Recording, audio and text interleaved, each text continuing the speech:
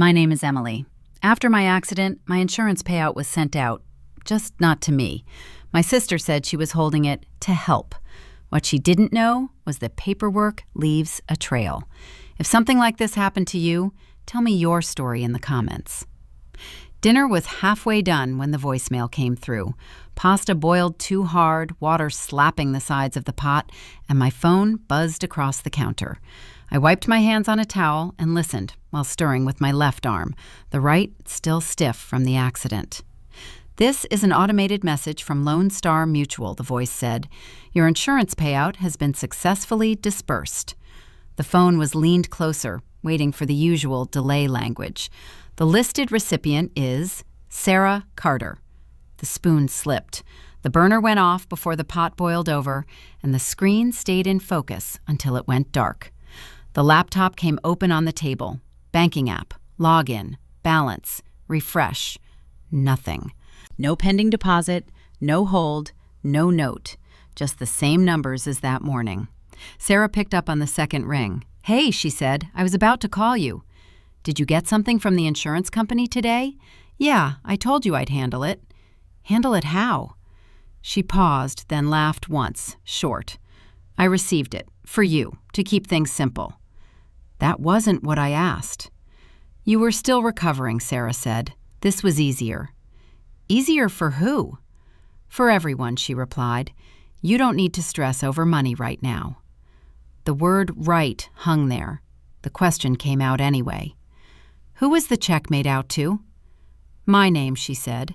"There was a form, a quick update. You signed stuff at the hospital, remember?" The folder on the chair shifted open.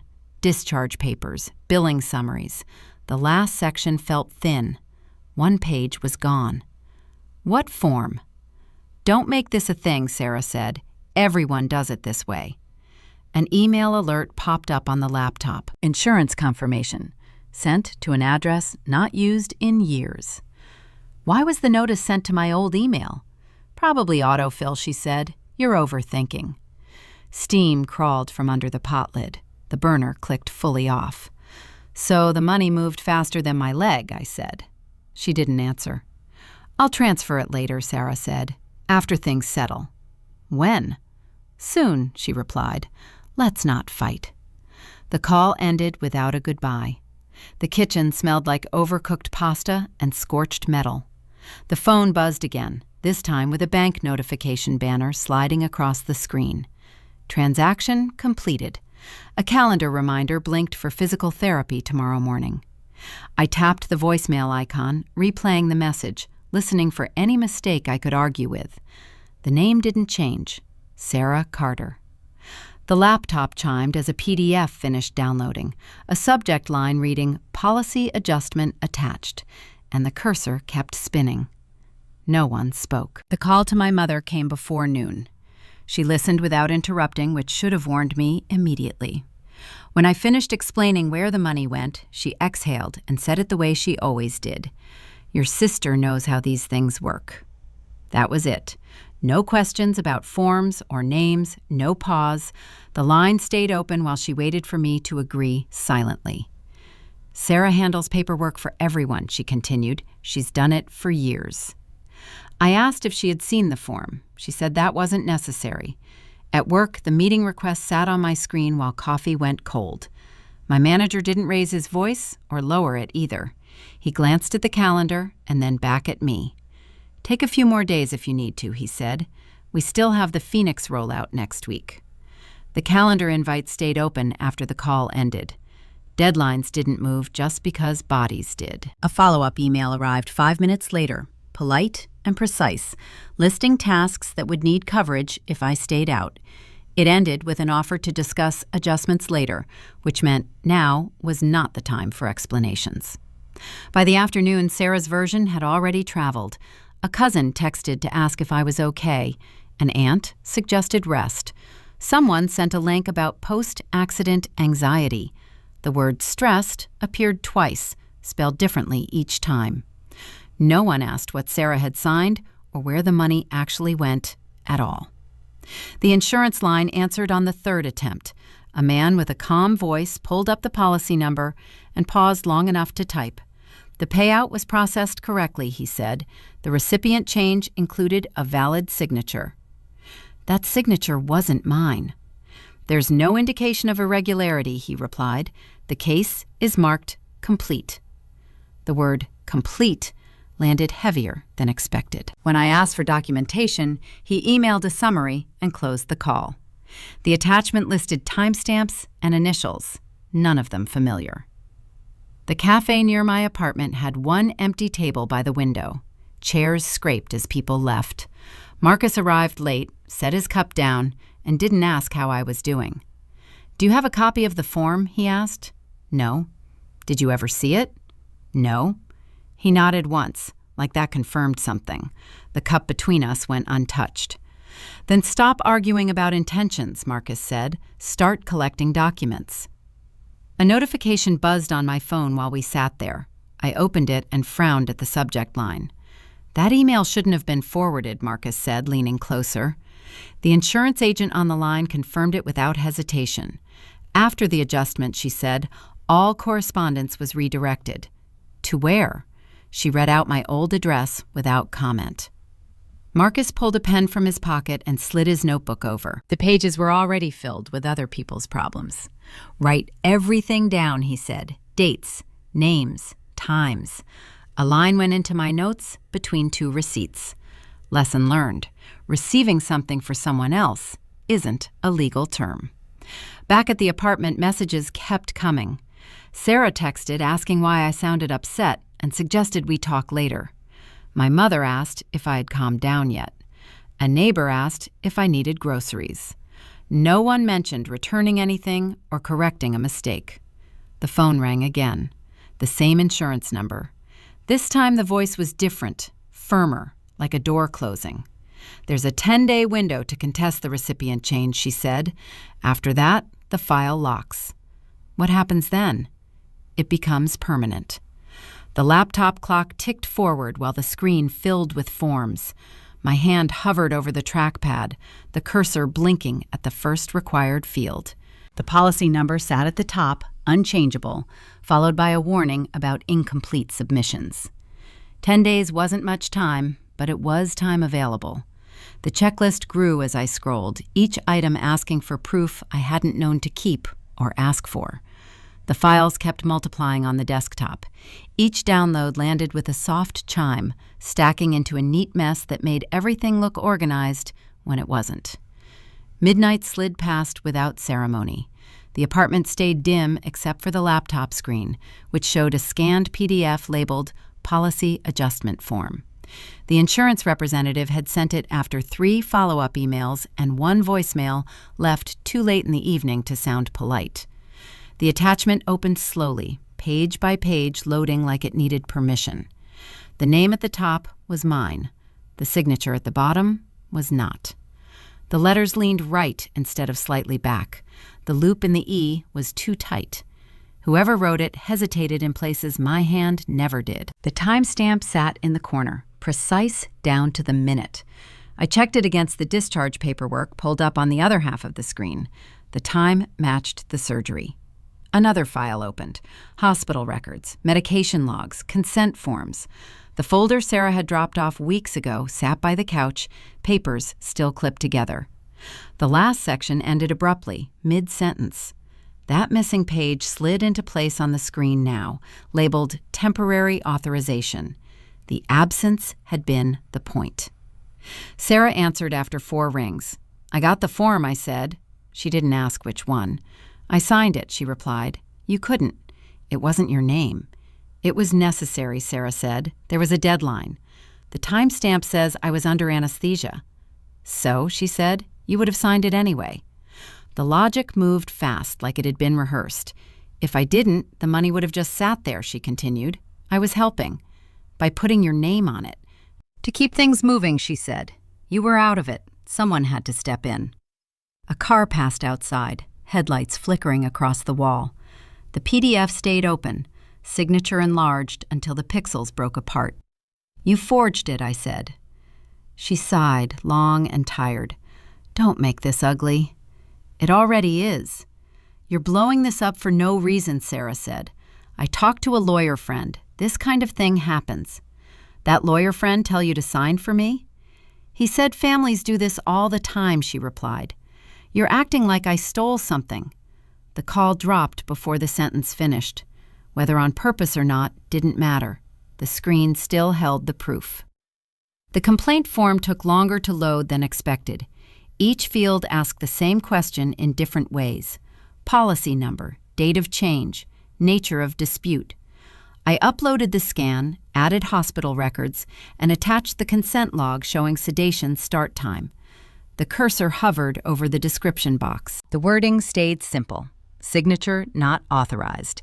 Executed while patient was incapacitated. The file name needed changing before upload. The system rejected the original. A new name typed itself in without much thought. Signed while unconscious.pdf. The submit button stayed gray until every required field turned green. Once it lit up, the click felt louder than it should have. The confirmation screen popped up, thanked me for my patience, and promised a response within 5 business days. An email followed seconds later. Case number assigned. Review pending. Another message arrived right after. Different tone, different sender. Due to the nature of this inquiry, it read, a special review has been initiated. Scrolling revealed the rest. All involved parties are advised to suspend direct communication related to this matter until further notice. Sarah's name appeared twice, once as current recipient, once as authorized contact. A warning followed about potential interference. The laptop chimed again. Calendar alert. Physical therapy in the morning. The reminder sat there, unchanged, like everything else hadn't shifted sideways. The phone buzzed on the table. A text preview from Sarah lit the screen, unread. I turned the device face down. The cursor blinked on an empty folder waiting for a title. A new directory opened, unnamed for the moment, while the files copied over one by one. The email stayed open at the top of the screen, the words "Special Review" bolded without emphasis. The service center smelled like printer toner and disinfectant. Chairs were bolted to the floor in neat rows, all facing a counter that never looked at anyone directly. A ticket number glowed red above the desk, while my phone vibrated with a notification from the bank. The screen showed a warning banner where my balance used to be. Account temporarily restricted due to active dispute. The teller didn't argue with the notice. She slid a printed sheet across the counter and tapped the line that mattered. While the investigation is open, she said, access is limited. Limited how? No transfers, she replied. No withdrawals. A pause followed, practiced and polite. Not until the review concludes. The email hit while the paper was still warm. My mother's name led the thread, followed by every relative who shared a holiday table with us. Sarah had written it carefully. Concerned tone, soft language. No accusations, just implications. Emily's been under a lot of stress since the accident, she wrote. I'm stepping in to make sure she doesn't make decisions she'll regret. The replies stacked quickly. A cousin suggested rest. An uncle mentioned trust. Someone forwarded an article about recovery and emotional stability. The word protect appeared twice. My phone rang before the thread finished loading. Hey, a distant aunt said. I heard things are getting intense. I'm fine, I said. She hesitated. Your sister's just worried, she replied. We don't want you hurting yourself over money. The call ended before I could answer that. The service center chair creaked when I leaned back. A child cried somewhere down the row, the sound rising and stopping without warning. A representative called my name and waved me forward. Her screen showed more than mine had. The temporary authorization, she said, was valid at the time. That page was missing. It was on file, she replied, signed and accepted. While I was in surgery. She nodded, not disagreeing. The authorization allowed your sister to act on your behalf, she said, within scope. That word stayed between us. Scope. Neat and contained. She printed another page and pointed to a paragraph outlining duration and rights. The language didn't blink. Marcus waited outside, leaning against the brick wall with his phone in hand. He didn't ask what happened when I stepped out. She emailed the whole family, I said. Of course she did, he replied. They think she's protecting me. That's the card, Marcus said. Family concern beats facts every time. What do I do now? He didn't answer right away. Instead, he watched a couple argue over parking at the curb. You're fighting the wrong fight, he said. This isn't about proving intent to people who don't need proof. So I stop explaining? You stop explaining to relatives, he replied. You deal with systems. The words landed harder than the bank notice. A message buzzed from Sarah, unread. Another followed from my mother, asking if I'd eaten. Back in the car, the seatbelt pressed against my shoulder where the bruise hadn't faded yet. The engine stayed off. The phone lit up again, this time with an unfamiliar sender. Formal investigation initiated, the subject line read. The message loaded slowly, listing case numbers and procedures. My name appeared without Sarah's beside it for the first time that day. Instructions followed, clear and narrow. All parties will be contacted through official channels only. The steering wheel felt steady under my hands. Another notification slid down, then another, stacking without sound. The email stayed open, cursor blinking near the bottom as if waiting for acknowledgement, while my thumb hovered over the screen, not opening any messages, not calling anyone back, staying right there as the engine clicked and the investigation clock started. A security guard walked past the window and glanced into the car, then kept moving. The phone buzzed again. This time, it was a voicemail notification from the service center, automated, confirming receipt of documents. The engine turned over. A hand reached for the gear shift, then paused as another email preview slid down, unread, while the dashboard clock advanced by 1 minute. Screen stayed lit, waiting. No calls answered. The apartment lights stayed off, except for the laptop glow pooling across the table.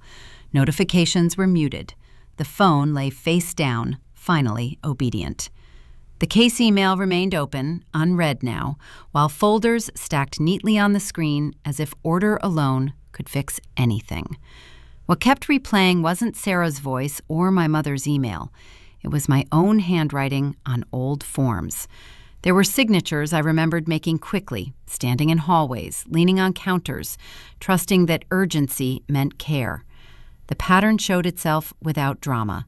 Permission had been handed over in pieces, each one small enough to ignore at the time. Dates lined up, a hospital intake form, a billing release, a temporary authorization that sounded harmless because it promised efficiency. The language was friendly. The boxes were checked. No one forced a pen into my hand. Silence had done the work. Family doesn't count, I'd told myself more than once. Not in the way banks count. Not in the way contracts do. That belief explained why questions stayed unasked and why follow-ups never happened. It also explained how someone else learned to move faster than me using my name. A spreadsheet opened. Columns filled with moments instead of numbers. Signed here, agreed there, let it slide. Each line ended the same way, with a date and no objection recorded. The list wasn't an accusation, it was inventory. The phone rang anyway. Marcus, not loud, not careful. You find it? Yes. What kind? The kind that didn't need stealing. He exhaled once. Okay. I didn't break in, I said. I opened the door. That's still a door, Marcus replied, and it still matters who walked through. He waited while keys tapped. A pause followed that felt like permission rather than pressure. The adjuster who processed it is named Kevin Morales, Marcus said. There's a secondary case ID attached. You won't see it on the summary. Why not? Because it tracks internal changes, he replied, not customer-facing ones. The name went into a note. The extra number followed, copied carefully. If you keep going, Marcus said, people won't like it. I know. Your family, especially. That's not new. He didn't argue. The call ended without encouragement, which was useful. The cost had already shown itself in small ways. Messages stopped asking questions and started offering advice. Invitations disappeared. Concern took on a sharper shape, one that preferred distance. Continuing meant accepting that none of that would come back in a cleaner version later. The cursor blinked at the top of a new email. No greeting, no context, just a request written plainly for the complete audit trail associated with the policy. Dates, user IDs, IP addresses, every change, including ones marked internal. The subject line stayed neutral, no emotion to respond to, no tone to interpret. Attachments were listed below, ready. Hospital records, the scanned form, the consent log. The file names were boring on purpose. A draft sat unsent for a moment. The screen reflected my face without comment. This wasn't an argument anymore. It wasn't a plea. It was a handoff. The send button waited. A finger hovered, then pressed, and the message left the outbox while the status bar crept forward, the laptop fan turning on as if the machine understood the weight of moving everything from one place to another. A confirmation timer spun beside the sent label, estimating seconds without promising outcomes. Somewhere, systems would open, logs would be pulled, names compared. None of that showed here. The cursor blinked at the bottom of the message thread, inviting another sentence. I didn't add. The conference room had one narrow window and a table that showed every fingerprint. A lawyer from the insurance company sat across from me, hands folded, voice measured like every word had already been approved somewhere else. A second screen on the wall displayed a timeline I hadn't seen before. Let's walk through the sequence, she said. Dates appeared in rows. Not one change, but many. Small adjustments spaced out over months. Contact preferences updated. Email routing modified. Temporary authority renewed, then extended. Each action looked harmless alone. Together, they formed a path. This wasn't a single event, she said. It was a pattern. The word pattern landed differently than mistake ever had. One line on the screen carried a note I didn't recognize. Collateral reference, internal only. The lawyer paused when she saw my face. Your sister disclosed an outstanding personal obligation, she said. The payout was listed as anticipated coverage. For what? A private loan, she replied. Short term. The room stayed still. That explained the speed. The deadlines. The urgency dressed up as concern. This wasn't about helping me manage money. It was about satisfying someone else before the money ever reached me. So she didn't just hold it, I said. No, the lawyer replied. She leveraged it. The screen scrolled. Email forwards lined up with each adjustment, routed away from my address. That missing authorization page wasn't an accident. It had been used, renewed, and cited whenever another step needed justification. The temporary authorization gave her standing, the lawyer said, at the time of disbursement. Another document slid across the table.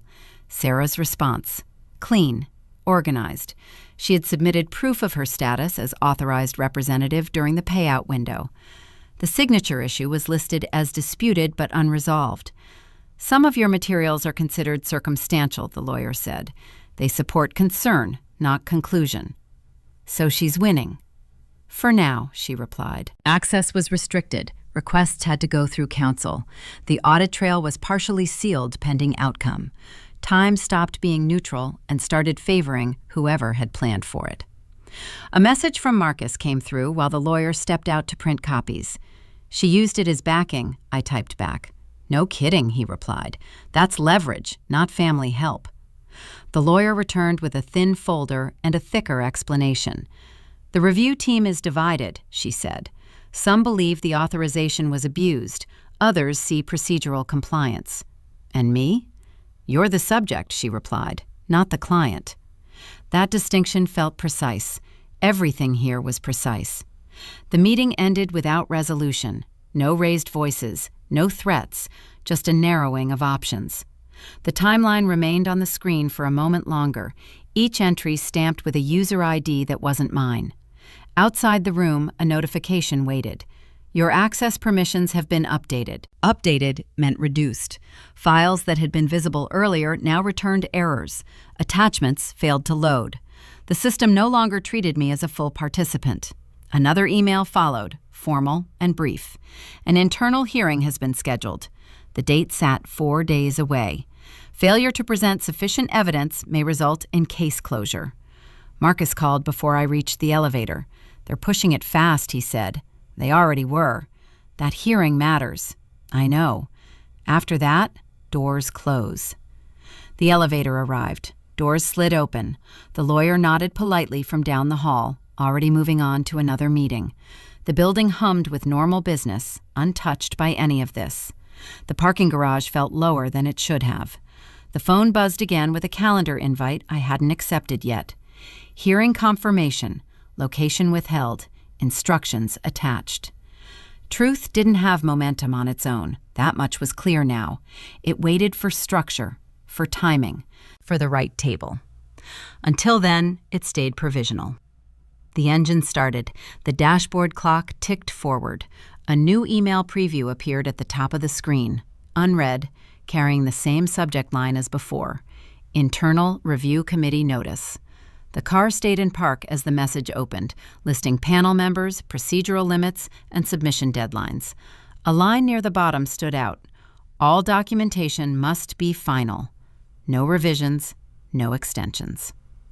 The hearing room looked like every corporate conference space ever built to avoid responsibility. Long table, neutral walls, water pitchers nobody touched. Name placards sat evenly spaced, mine printed without a title underneath. Sarah arrived a minute late and chose the seat across from me. She didn't look angry. She looked prepared. The chair at the head of the table cleared his throat. "We'll proceed with the claimant's submission," he said. "Ms. Carter?" A folder slid forward. No speech came with it. The first document appeared on the shared screen. An audit trail, plain and unremarkable unless someone knew what to read.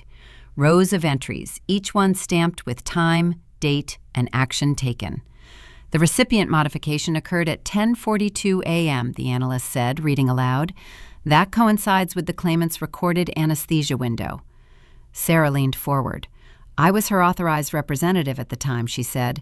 "That's already been established."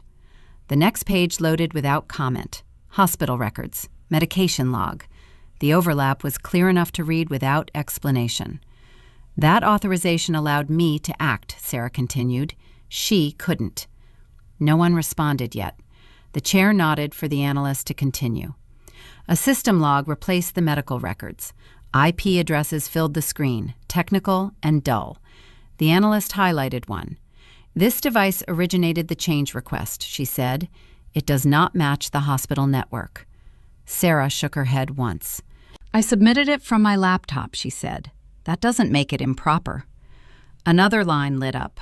Device ID, browser signature, location tag. The submission came from a residential address, the analyst said, registered to Ms. Sarah Carter. The room stayed still. The chair glanced down at his notes. Someone cleared their throat quietly, like it wasn't meant to be heard. The analyst didn't stop. "The authorization was renewed twice after the initial adjustment," she said, each time without claimant notification. Sarah's hands folded together. "I was managing ongoing issues," she said. "That's what families do." The next document appeared. Internal Policy Guidelines, a section highlighted in yellow. "Procedure requires direct claimant confirmation for repeated renewals," the analyst said. That did not occur. "So what?" Sarah asked. She was recovering. "The procedure exists to prevent misuse," the analyst replied. "This sequence violates that standard." A pause settled over the table. It wasn't dramatic. It was administrative. The chair leaned back. "Ms. Carter," he said, addressing Sarah, "can you explain why the correspondence was forwarded away from the claimant?" Sarah hesitated for the first time. "I didn't want her overwhelmed," she said. "She was fragile." That redirection concealed system notices, the analyst said. It also prevented automatic alerts. The chair nodded slowly. That constitutes material interference.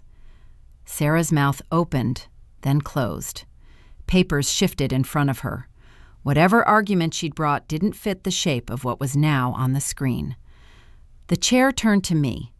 "Do you wish to add anything?" "No," I said. "I just want my name back." Sarah looked at me then, sharp and surprised. "I was trying to help," she said. "I don't need an apology," I replied. "I just need my name back." The analyst lowered the screen. The chair consulted briefly with the others, voices low enough to blend together. No one asked about intentions. No one asked about family. After a minute, the chair looked up. "The committee finds that the recipient modification was improperly executed," he said. "All subsequent changes are hereby voided." A line was drawn across the page in front of him. "The claimant's status will be restored," he continued. "Funds will be reissued accordingly." Sarah sat back. No one spoke to her. The meeting ended the way it began, with chairs sliding back and papers collected. No applause, no confrontation, just process completing itself. A notification hit my phone before the room fully emptied. Recipient updated. I didn't open it yet.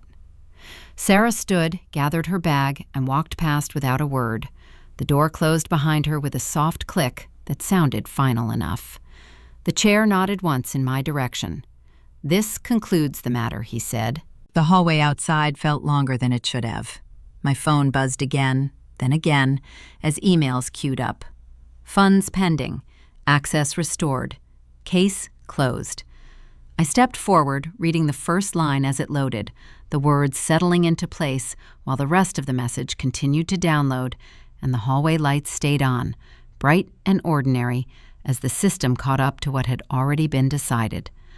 The money landed on a Tuesday morning, weeks after the hearing, without ceremony. No phone call, no explanation.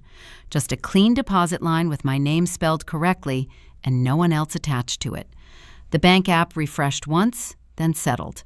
Nothing bounced, nothing rerouted. Sarah didn't call. What came instead were smaller signs. A group chat went quiet. A cousin stopped forwarding forms. My mother asked if I'd changed my emergency contact, then didn't follow up when the answer was yes. The family adjusted, the way people do when a story changes shape, and no one wants to be the last to acknowledge it. Someone mentioned Sarah was selling her car. Another said she'd switched jobs again. No one framed it as consequence, just circumstance, like things had always been unstable, and this was simply the next version of that. The help requests stopped. So did the explanations on her behalf. The insurance portal showed my profile as the only authorized party. A new notice confirmed all third-party permissions were revoked. It didn't mention names. It didn't need to. The language was flat and final, the way systems speak when they're done. Paperwork followed. Forms to update beneficiaries. Forms to lock representation. Forms to verify identity again, as if the last months hadn't already done that work. Each one took a few minutes. None asked how it felt. Marcus texted once. "Told you it would end quietly." It did. That was the strange part. No apology tour, no dramatic confrontation. Sarah didn't show up at my door or send a long message explaining herself. The silence wasn't peace, but it was stable. It held. A check-in call from my mother came a few days later. She asked if the physical therapy was helping. She asked if I'd eaten. She didn't ask about Sarah. The distance was acknowledged without being named. That was enough. The files stayed open on my laptop while I updated records. A folder sat on the desktop, full of scanned documents and timelines that no longer needed attention. Before closing it, a name went into the directory label. Family Event, Austin. The title felt accurate and complete. Not funny exactly, but tidy. The kind of humor that shows up when something stops hurting and starts making sense. Keys clinked when the drawer opened. The old house key, the spare I'd kept for years without thinking, rested on top. It had traveled with me through 3 apartments, always justified by convenience. Always ready. The lease for the new place was already signed, utilities transferred, mail forwarding scheduled. Emergency contacts changed again, just to be thorough. Every small action reinforced the same boundary without having to announce it. A message from Sarah came through late that evening. One line, no greeting. "Can we talk?" The phone stayed on the counter while dishes dried. The message remained unopened. There was nothing left to clarify, no document that would improve with discussion. The keys went onto the table instead, metal against wood, a sound that didn't echo. The lock turned from the inside with a click that felt deliberate, not symbolic. Just a door doing what it was designed to do. The apartment settled. Notifications slowed. The bank app stayed unchanged. My name stayed where it belonged. Outside, traffic moved like it always did. Somewhere else, Sarah would have to manage her own deadlines and explanations without borrowed authority. That wasn't a punishment. It was reality reasserting itself. The phone vibrated once more, then went still. The folder stayed closed. The keys didn't move. I stood there for a moment longer than necessary, then walked away from the table, leaving everything where it was, letting the lock hold without checking it again, as the night continued on the other side of the door, and nothing pulled me back toward it.